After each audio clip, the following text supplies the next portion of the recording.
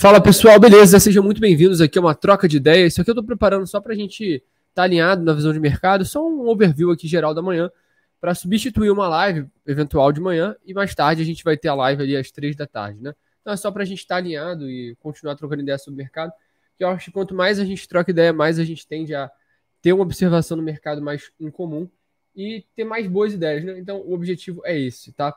Então eu tô aqui com o Bitcoin, hoje ele fez uma manipulação bem legal de mercado, né? Pra gente ficar de olho. Deixa eu só tirar isso daqui. Tirar essas variações.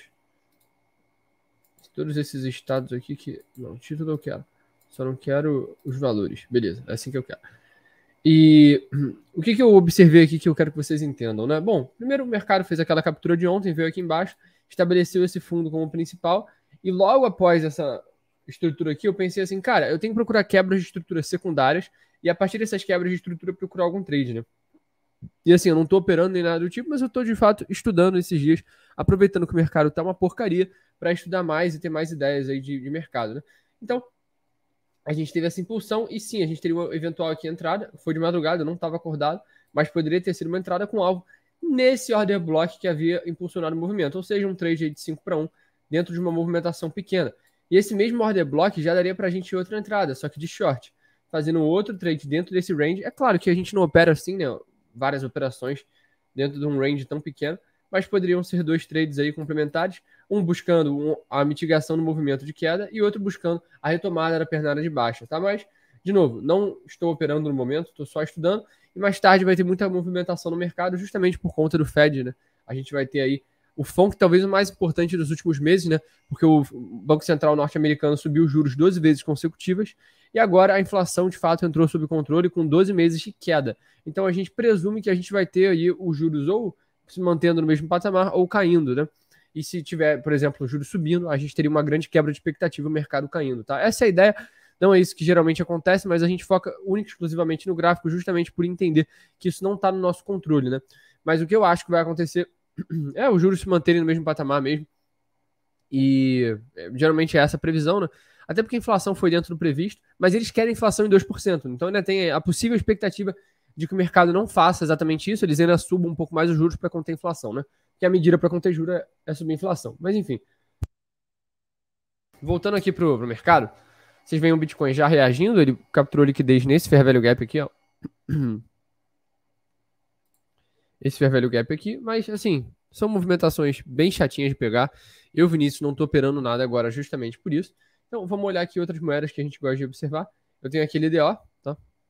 LDO que a gente tinha até falado de um long nela, não sei se eu cheguei a apagar ele daqui, mas... eu falei que eu tava esperando o preço ser sweepado, né?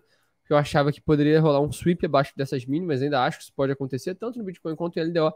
A gente vê o mercado fazendo como se fosse uma capitulação final dos sweeps, fazendo um sweep de liquidez abaixo dessas mínimas para capturar o mercado e depois subindo. Isso principalmente nas altcoins, na minha visão, principalmente a LDO, que está perto de um fundo muito interessante, ela pode sweepar de novo nesse ponto de interesse que é muito grande no bloco semanal, e daí engatar uma grande pernada de alta, tá?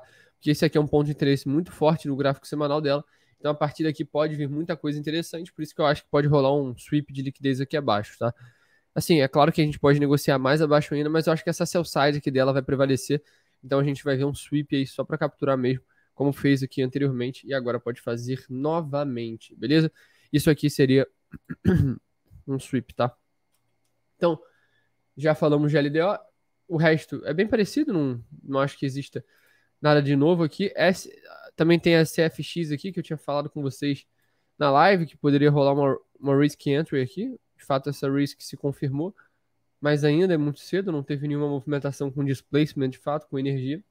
E no Forex, o euro subiu bastante, subiu bem forte, fazendo uma movimentação bem bonita, já vindo aqui perto desse order block que originou parte da pernada de baixa no gráfico diário. No semanal a gente está chegando perto de um fair value gap extra, que provavelmente vai segurar um pouquinho o preço, que é onde está sendo negociado agora. E aqui em cima tem um mais importante ainda, que é esse daqui, tá? Então, vamos olhar os tempos gráficos menores para eu explicar para vocês qual é a minha visão. Aqui poderia ter rolado um trade, porque o preço de fato quebrou as máximas. Ele conseguiu fazer um retoque nesse breaker block aqui. Isso aí, aqui ó, breaker block do diário, já estava até demarcado aqui.